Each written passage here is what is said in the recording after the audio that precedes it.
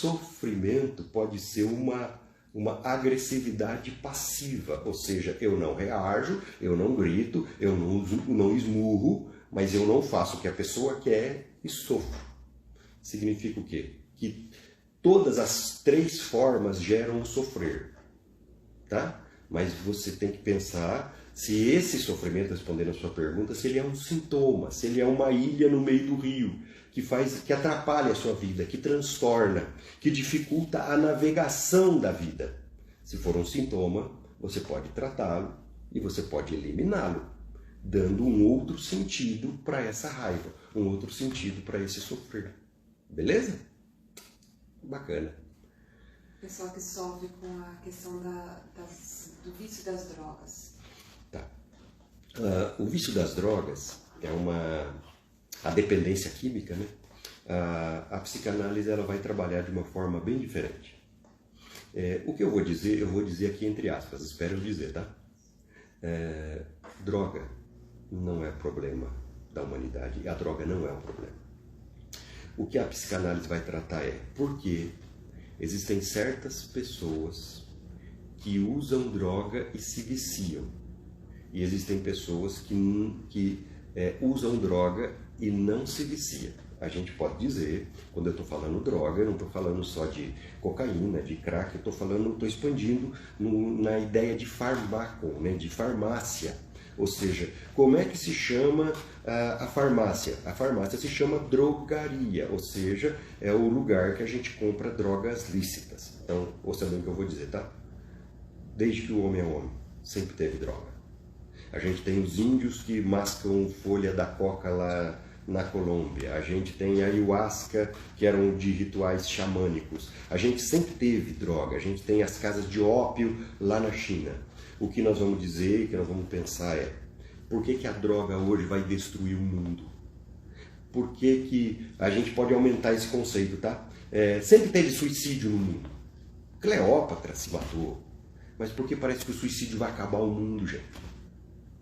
Porque parece que esses problemas que sempre houveram na humanidade, hoje vão transformar o mundo num apocalipse zumbi. O Walking Dead está chegando. Por quê? Porque nunca a mente humana teve tão fraca. Aí a gente pode pensar assim: como que o aparelho psíquico se estrutura para enfrentar o sofrimento? Freud e a psicanálise vai estabelecer que o sujeito se compõe por eu, pai e mãe. A função materna e a função paterna, ou seja, a função de proteção da mãe, a função de proteção do pai e a elaboração da criança da falta do pai, da falta da mãe, da presença do pai, da presença da mãe, vão o ensinar a lidar com tudo que falta nesse mundo. Em outras palavras, eu estou dizendo, nunca faltou tanto pai e mãe no nosso mundo. Nunca faltou tanto. Por quê? Porque entre nós mamíferos, e nós fazemos parte da natureza, os filhotes foram feitos para ficar com os pais. E hoje a gente terceiriza a criança, a gente manda a criança para a creche, manda a criança para a aula, manda a criança para a escola. E nós não assumimos o papel de pai e o papel de mãe. Com isso, o aparelho psíquico, que é como a gente lida com as pulsões do id, ego e superego, como a gente lida com o princípio de prazer, o princípio da realidade, não consegue se estruturar, entendeu? Por isso que cada dia as pessoas estão sofrendo mais. Cada dia a humanidade está num sofrimento maior. Não é porque o mundo mudou, gente, é porque a nossa mente nunca teve tão fraca para lidar com o sofrimento, para lidar com a angústia. Exemplo, eu não sou a favor do bullying, não sou, mas bullying sempre teve, gente. Eu tenho 53 anos, apesar de você olhar para mim e dizer, nossa, eu pensei que não tinha mais de 30. Sempre teve. Eu fui zoado, eu tive bullying, você também teve bullying e tal, mas antigamente, ninguém, porque foi chamado de fedido, pegava a arma do pai e saía matando todo mundo. Porque a mente humana tinha uma capacidade de conter isso. Eu não estou dizendo que isso é certo, eu acho que isso é errado. Mas a gente tinha a capacidade de conter, mas a mente humana não consegue mais. Não consegue mais lidar com frustração, não consegue mais lidar com o prazer de uma cerveja, tem que se beber cada vez mais até cair, não consegue mais lidar com prazeres sexuais, não consegue mais lidar com nada, e a mente humana não consegue responder a isso. E é isso que é o sofrimento. O mal-estar é isso, a gente está se perdendo. É assim que a psicanálise vai tratar. A psicanálise vai tratar o ser humano dentro da função paterna e dentro da função materna. Porque as pessoas não conseguem lidar com o sofrimento, porque faltou a elaboração da estrutura com o pai, da estrutura com a mãe. Entendeu? Deu para entender? Reginaldo perguntou se tem algum benefício no sofrimento. Tem algum benefício do sofrimento? Bem, é uma pergunta importante. E o Reginaldo fez essa pergunta porque ele é um bom psicanalista. E ele, na verdade, não está perguntando, na realidade, ele está afirmando. Ele não quer saber, ele quer dizer.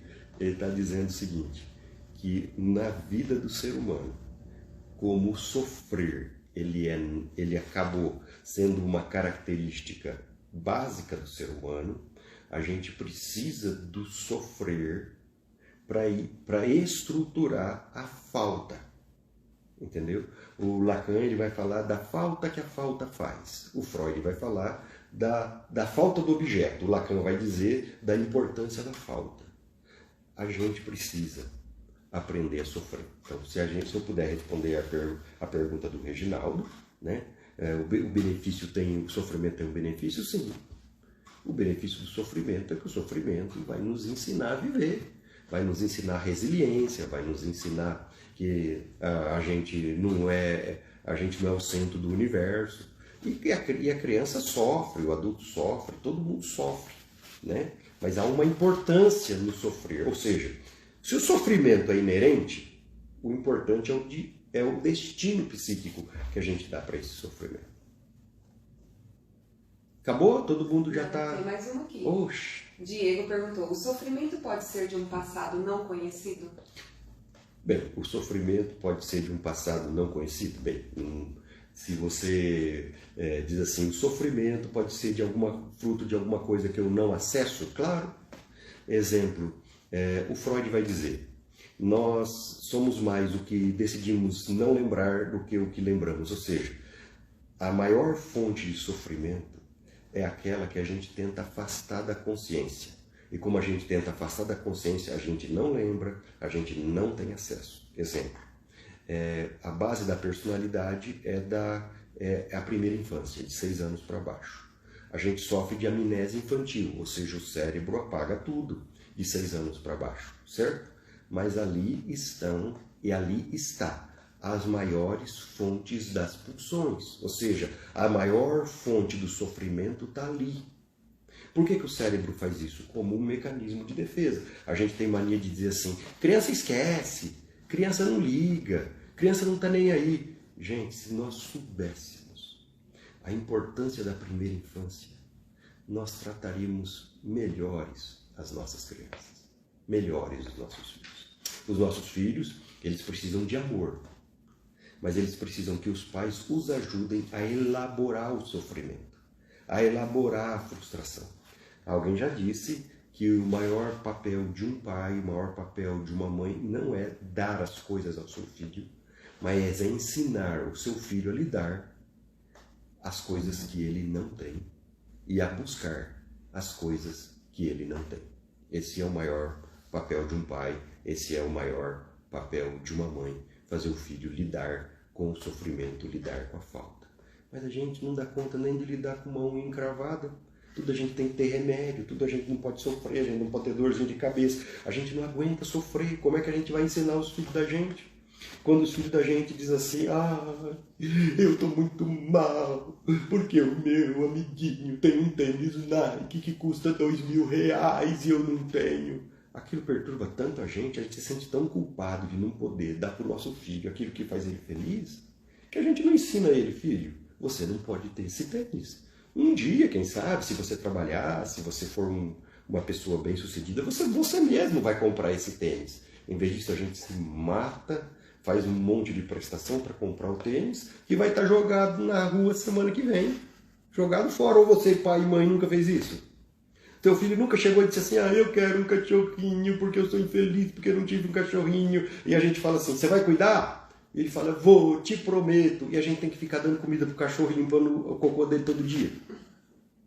A gente não dá conta de dizer não pro filho da gente. A gente não dá conta de ensinar ele a lidar com o sofrimento. E é por isso que a mente humana está tão perdida. O sofrimento faz parte do nosso processo de aprendizagem. Gente boa. Falta mais 10 minutos. Dá tempo. Você tem um grande desafio e uma grande oportunidade de aprender a lidar com o sofrimento. E é isso que a psicanálise estuda. A psicanálise estuda a subjetividade do ser humano, ou seja, estuda o sofrer. Mas estuda o sofrer de uma maneira diferente, com uma maneira que você acabou de ouvir. Ela não estuda o sofrer prometendo que você nunca mais vai sofrer, mas promete a você e ajuda você a dar um destino para esse sofrimento, para você elaborar esse sofrimento. Por isso, se você, eu quero convidar e desafiar você a estudar conosco, a ser estudante. Nós começamos agora essa semana uma nova turma de psicanálise. Eu tenho certeza que se você se propor a estudar psicanálise, em primeiro lugar, isso vai te ajudar no teu sofrimento. Você vai começar a entender melhor as coisas. E você vai tomar algumas decisões de não sofrer. E outras coisas você vai sofrer sabendo que faz parte da vida. E você vai sofrer sem culpa. Depois disso você vai ajudar outras pessoas no sofrimento. Ser um psicanalista é ter uma missão maravilhosa. A nossa profissão beira um sacerdócio, beira uma missão, algo maravilhoso. Por quê? Porque quem é psicanalista tem um sofrimento interno imenso e ele se ajuda nos outros. É a pulsão, é o sofrimento que você tem, que você dá um destino para ele diferente. E o teu destino é ajudar o outro. Então você se ajuda no outro. É um destino psíquico do sofrimento, é um destino psíquico da dor. Então eu quero convidar você a estudar conosco. Pode mandar um recadinho aí no Instagram pedindo informação. Eu te mando o telefone da captação de alunos aqui na nossa escola. O CETEP hoje está com 700 alunos. Somos uma das escolas mais conceituadas e mais emergentes no país. E você vai ser muito bem cuidado. E eu tenho certeza que isso vai fazer toda a diferença. Gente boa, um abraço, fé, força e foco, os 3 Fs. Um abração, gente boa.